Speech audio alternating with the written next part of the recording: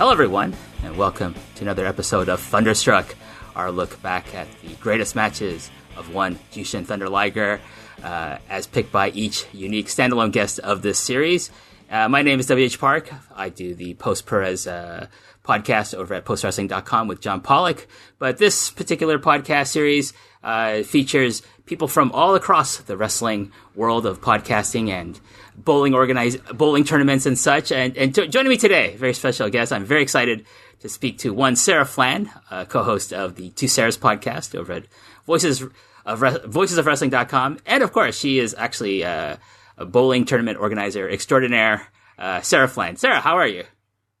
I'm good. Thank you for having me. That's a great intro. I think that's what we're known for now, is organizing bowling tournaments rather than our podcasting. So you are one half of the Two Sarahs. Who would be the other Sarah? That would be Sarah 4L, or Sarah Classic, as you know her. I think she kind of takes the lead on that one for the bowling tournaments and stuff. And I just, because I am a bowler myself, I just kind of slot in there as kind of the known bowler of the group. And I've had the pleasure of meeting Sarah Farrell in person, along with her life partner, Alan Farrell, this past summer in Osaka. We all attended Dominion together, and you know, Sarah, I mentioned this off air. They gifted me some Tatoes from Ireland, and they said, WH, you are now an honorary Irishman. I'm like, whoa, that's the greatest honor ever bestowed upon me.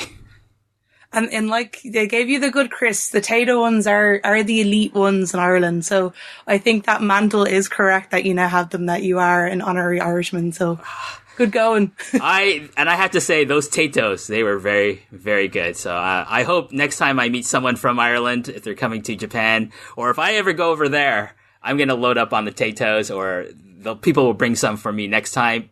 We'll see. Maybe yourself, maybe our mutual friend, Jamesy. We'll see what happens, right?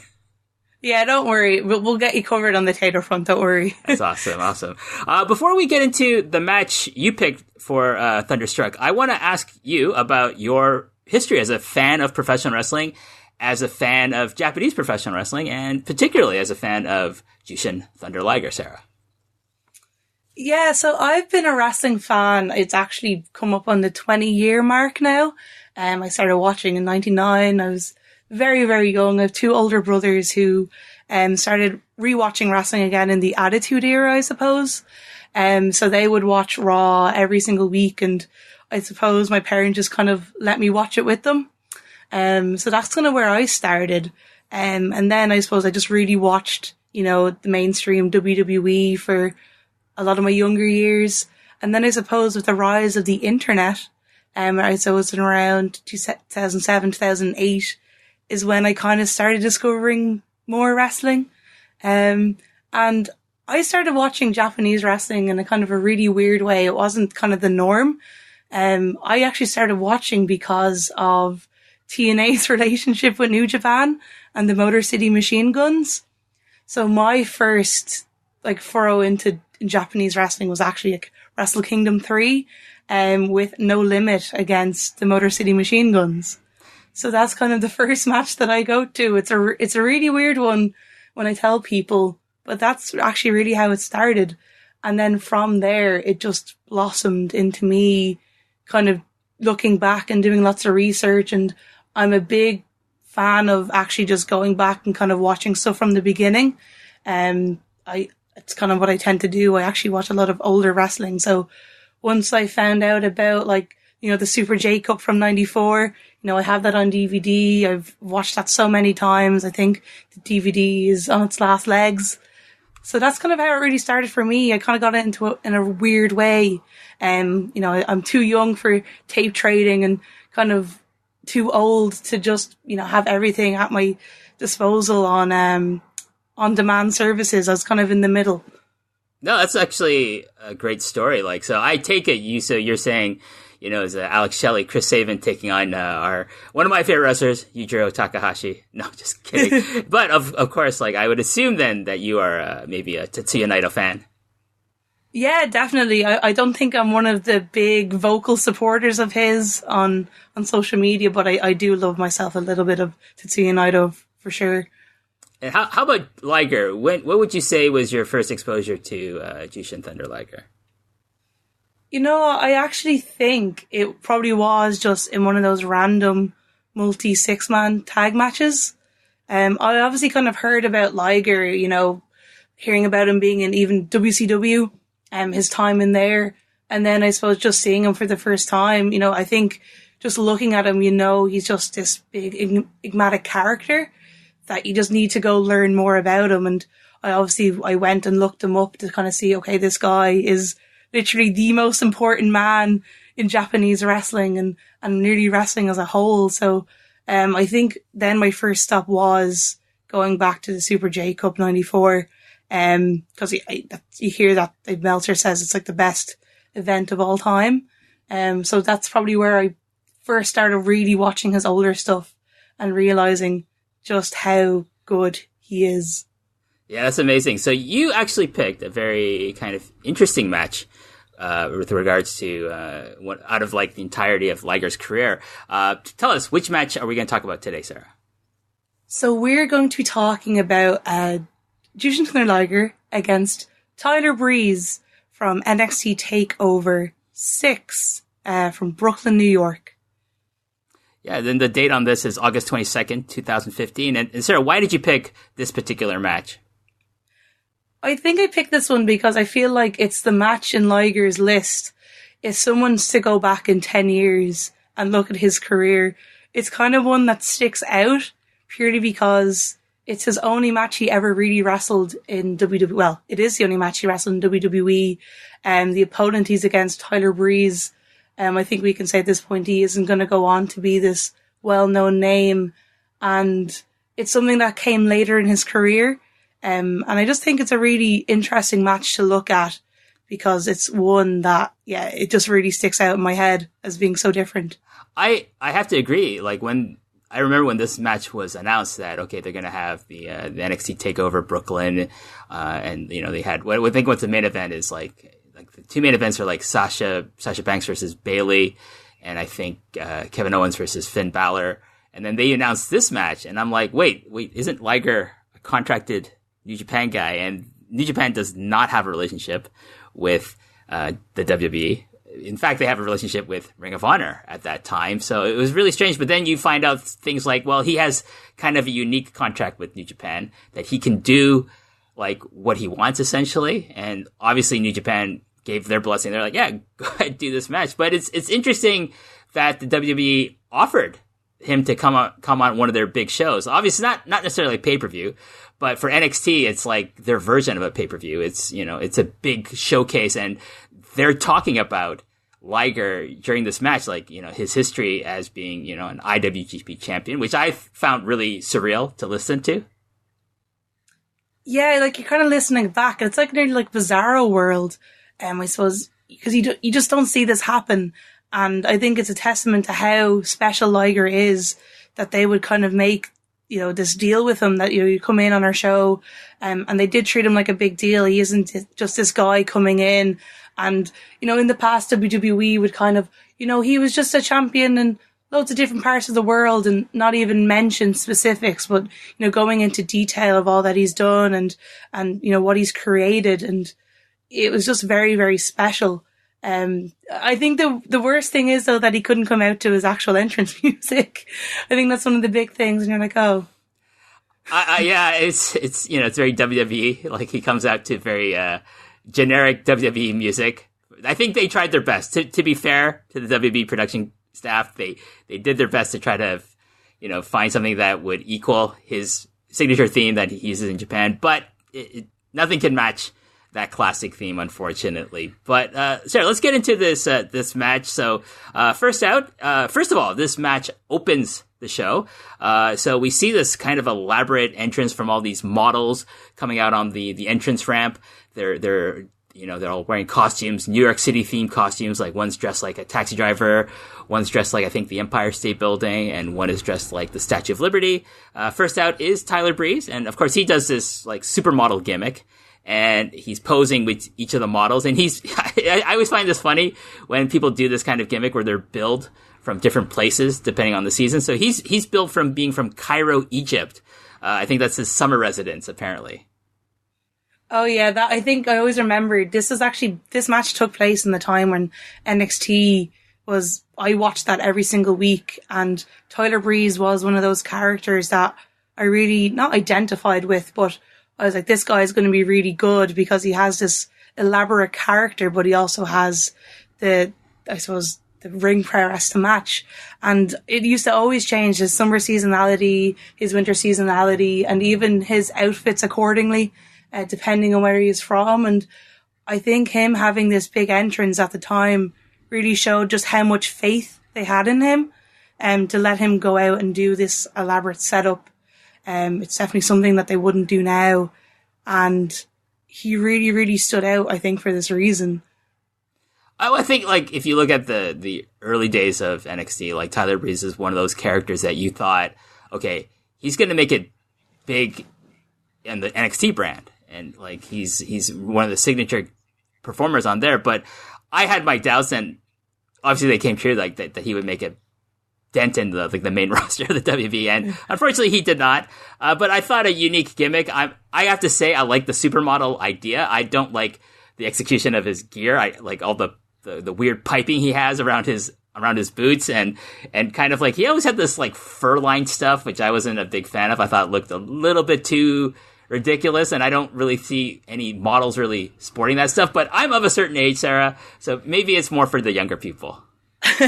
I like the fur. I think because it was so over the top that I was like, no, this is actually really fitting. And the fur around the selfie stick, which is definitely something that is of the time. I don't think you really see many selfie sticks now in 2019, but it was definitely a big thing back then. And I just think it's really funny them talking about how he's appearing on Facebook Live.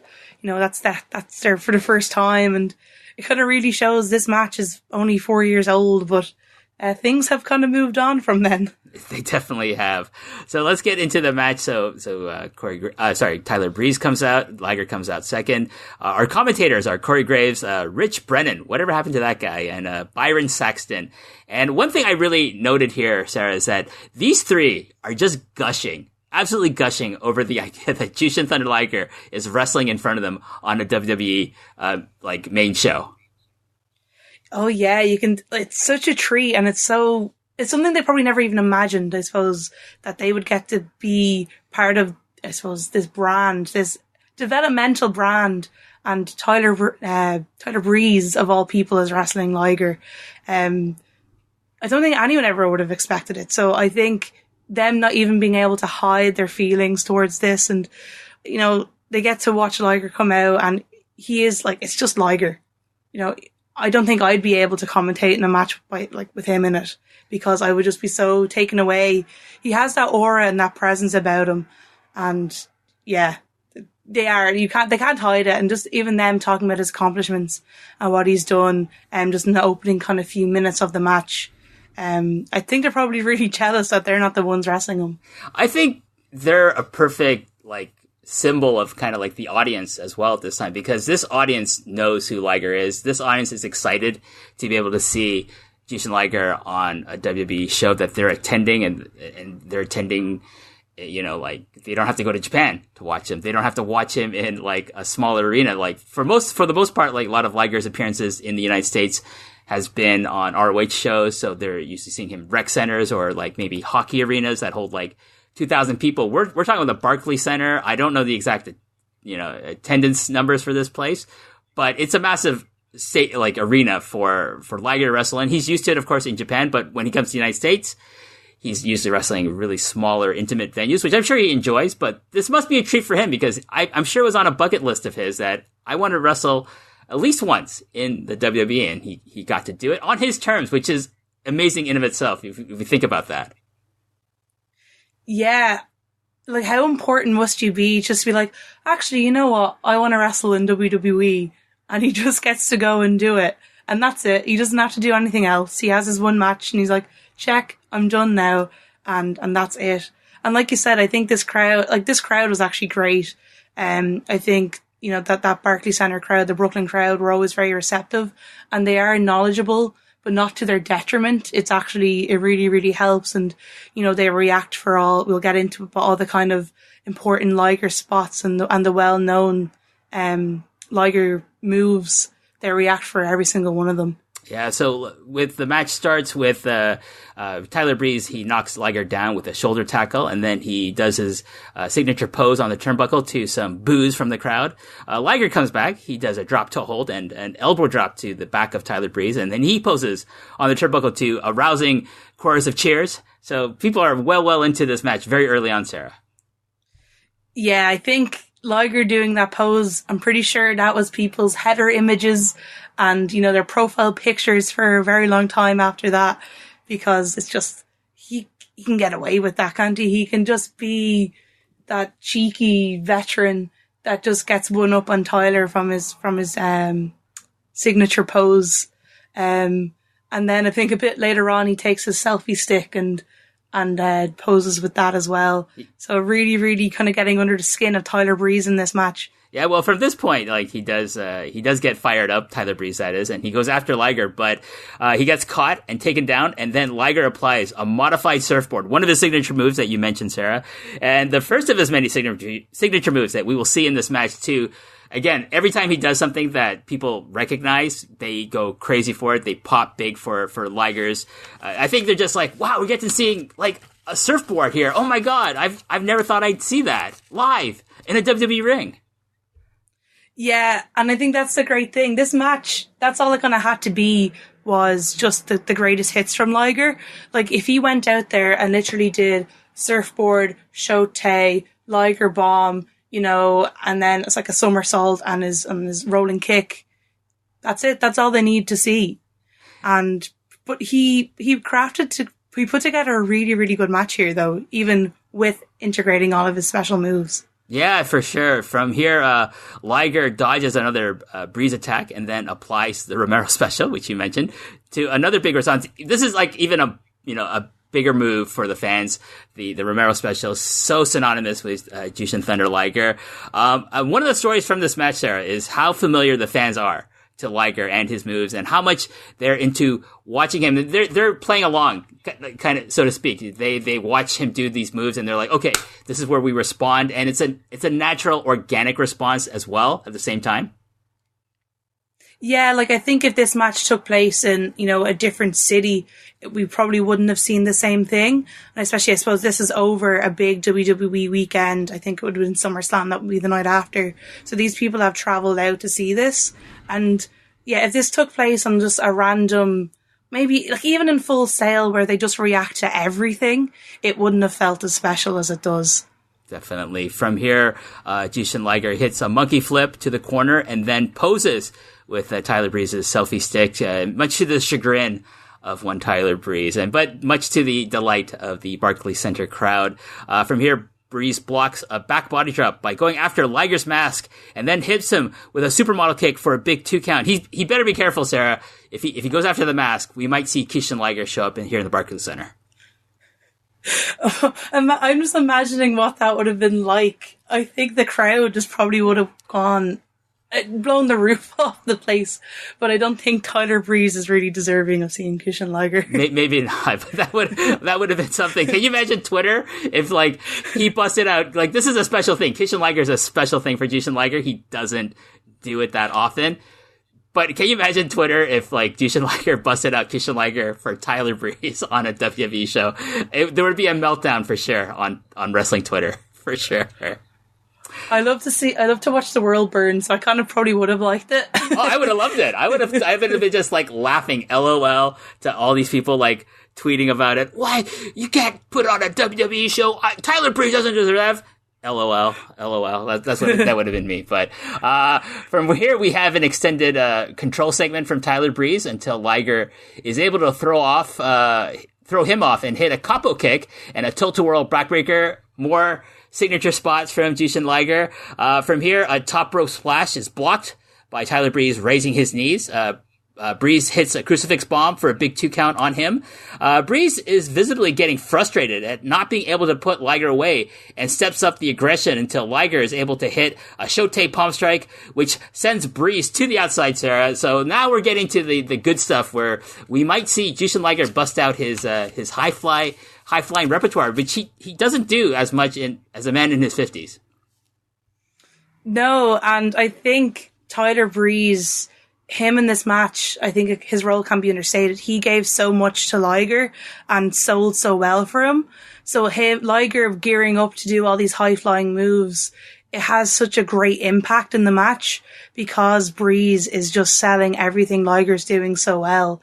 And I think he really, really just makes him look, not that Liger needs to be made look like $1 million, but he makes Liger feel even that more important. So Liger having to bust out the high-flying moves kind of shows, okay, like, Liger needs to do this to put Tyler Breeze away. Yeah, I'm sure Tyler Breeze was, like, putting the match together, and he was like, what do you want to do? I just want to sell for you. Like, I'm sure he's just happy to be able to have this kind of, like, historical moment in Jushin Liger's career and in his own career as well, obviously.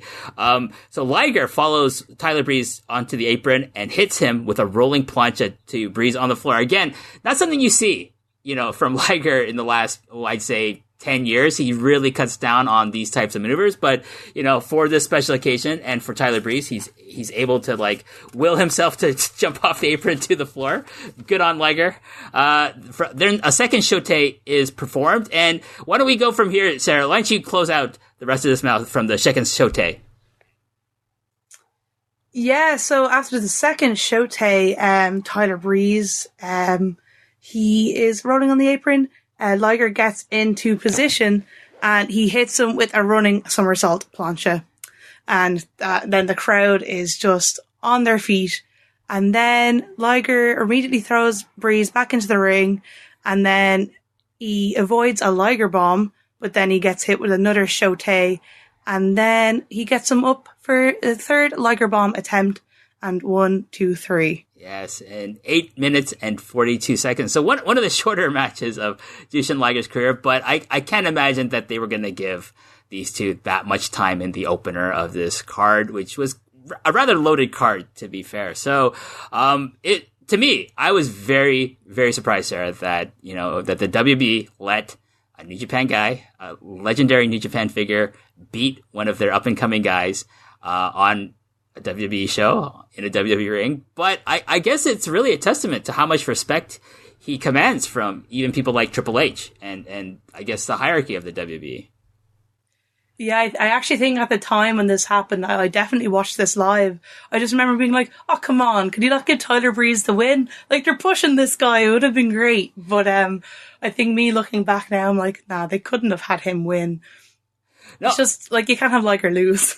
No, I'm pretty sure Liger went in there and said, okay, how do you want me to put him over? What's your signature move? What am I going to sell for you? And they're like, no, you're winning. He's probably like, no, I don't want to win. He is like one of the most unselfish people in the history of wrestling, even at his peak of his popularity, of his like physical prowess. He's still going out there putting people over. And that's all he is about now, is getting the younger generation over. So I was really surprised that they put him over, and it definitely must have been their idea, the WWE's idea, not Liger's, because I can't imagine that he went in there thinking, I'm going to beat the WWE guy in the WWE ring on a WWE show. I think that's what makes him so special, right? How selfless he is. Because I think at this stage, he could definitely be like, I'm not losing anymore. I need to keep my aura alive. I need to win, these big important matches. And he doesn't. And I think that's what makes him so great and so important to the business, that he knows that he's at the end of his career and he just wants to see the younger generation go on and succeed and become just as big as a name as he is.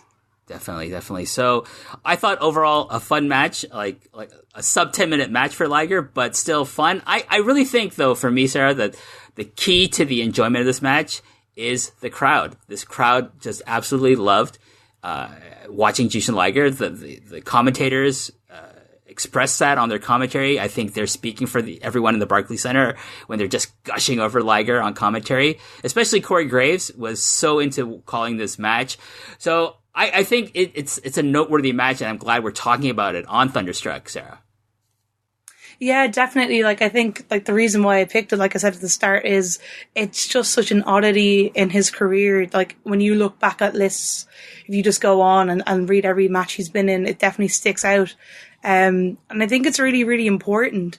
Like, it's definitely not going to make the top 10, top 20 best Liger matches of all time, but I think it's very much so important for very different reasons than that. And I think it is something, looking back, it is fun. And if this is someone's first time watching Liger, which it might have been for a lot of people, if they're just sitting home and they're just strictly WWE fans, it could have opened up a whole world for them to go back and watch Liger and see what he's done in the past. And even it might have introduced them to go and watching New Japan now. And they could be sitting at home listening to this podcast going, that's the match that got me into Liger.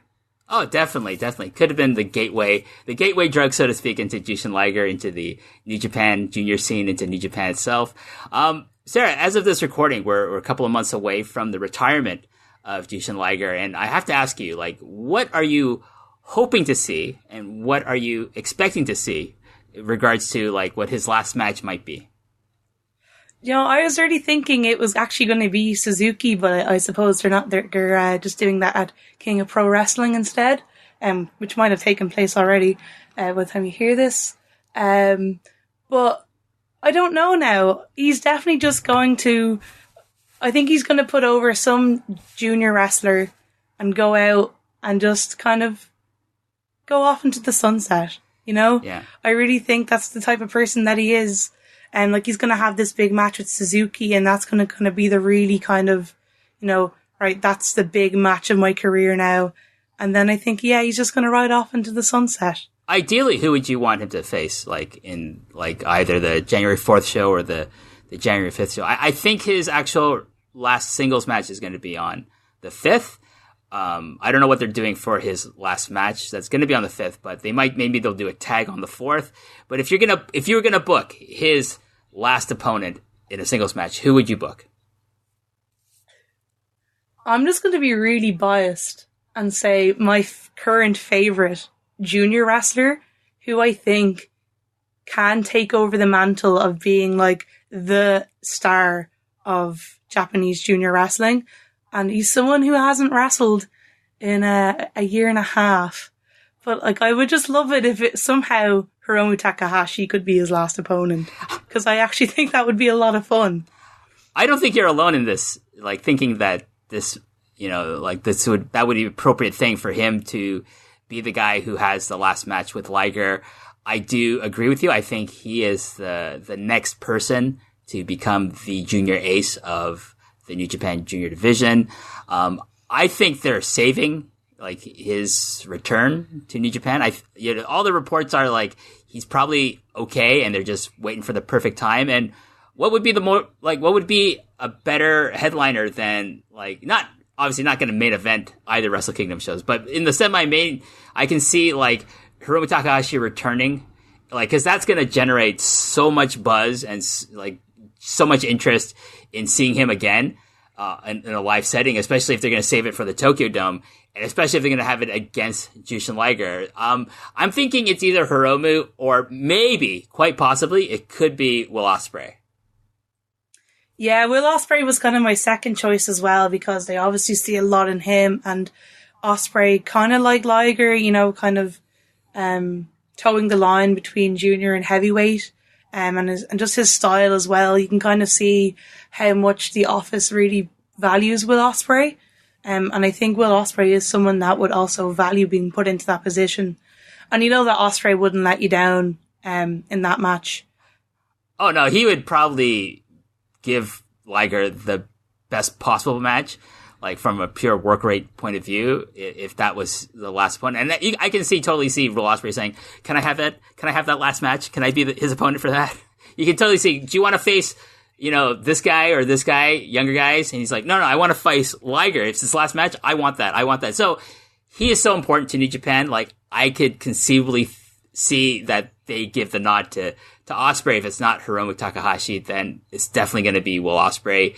Cause he could do something on the 4th where it's like a big singles match for him there, and then he does the retirement match with Liger, and you know he's gonna kill himself to get Liger over in that match.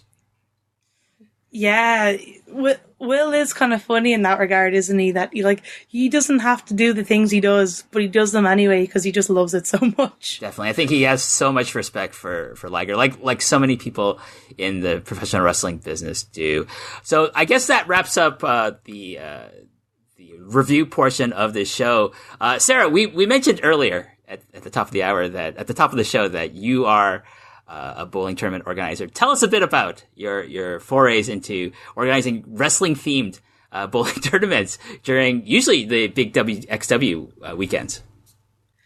Yeah, so it all started back when we realized there was a bowling alley across the way from the usual WXW venue in Oberhausen. And a few of us were like, why don't we just go bowling on like the Friday night as, just like a fun activity and just, get away from the wrestling. And so that's what we did. But then we realized a lot of people were interested, and some wrestlers even came to us to be like, hey, that sounds like a good idea. So the first one, we had 40 people. There was a few people there from the WXW roster. We had Chris Brooks and Aussie Open and stuff. And I think from then we were like, this is actually a really good idea. And we kind of started, okay, let's just start promoting it now, the Oberhausen Open. And we put it out for 16 Carat Weekend just gone in March, which was our biggest one yet. And I swear the whole WXW roster showed up in that bowling alley. It was nearly 140 people I think we had, and the whole bowling alley booked out. And even the WXW office just really valued the experience. And because I think that's something that's really important for independent wrestling, is just that connection between everyone. Everyone knows everyone, especially in the era of social media. People are just a click of a button away from having a conversation, and they're just really, really fun weekends. And bowling is my pastime. It's something that I've done since I was a kid. And it's the same with wrestling. I've been bowling for 20 years and watching wrestling for 20 years.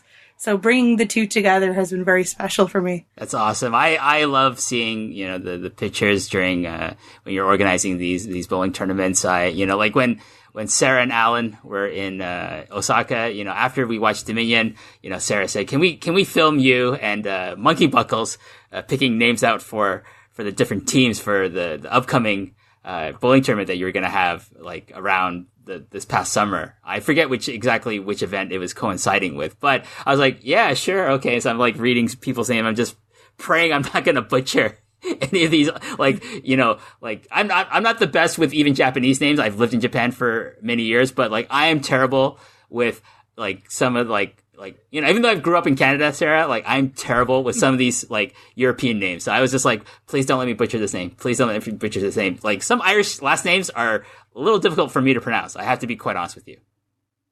No, I think that's fair. I think they're difficult for most people outside of Ireland to pronounce, so I don't think anyone would ever judge you for that. I hope not. If I butchered your name in that video, I apologize deeply. I really do. Sarah, where can people find more of you? Please tell us your Twitter handle, because I love your Twitter handle, because you are so positive and you put out some funny tweets with regards to wrestling. So you can follow me at Sarah Flann. That's Flann with 2 N's, so it's not like the dessert. And then I suppose we're at the 2 Sarahs as well, and that would be our podcast Twitter.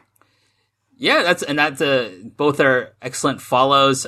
Sarah is a very bright spot in wrestling Twitter, for me at least. I'm one of the more negative people on wrestling Twitter, but that's just my gimmick, but I seek out the positivity as well as the cynicism out there. So it's a nice balance having following you, Sarah, and then following, I don't know, other people. I'm not going to say who the negative people are besides myself, but thank you so much for joining me on this show. And I hope we can do something again in the future. It was a really pleasure for me to talk with you about Jushin Liger versus Tyler Breeze, Sarah. Thank you very much for having me. And I'm going to be very sad when Liger retires. Me too. But I'm going to not be sad if I can get out to Oberhausen in the future to attend some WXW 16 Carat or World Tag Festival, and of course, maybe come to the bowling events as well, Sarah. Yes, definitely. Don't worry. We'll have a place for you. Oh, awesome. Yes. It pays to know people. All right. Well, on behalf of Sarah, I want to thank all listeners for sticking with us for this review of Jushin Thunder Liger versus Tyler Breeze from NXT TakeOver from 2015. And until the next episode, I will say to everyone, goodbye and talk to you later.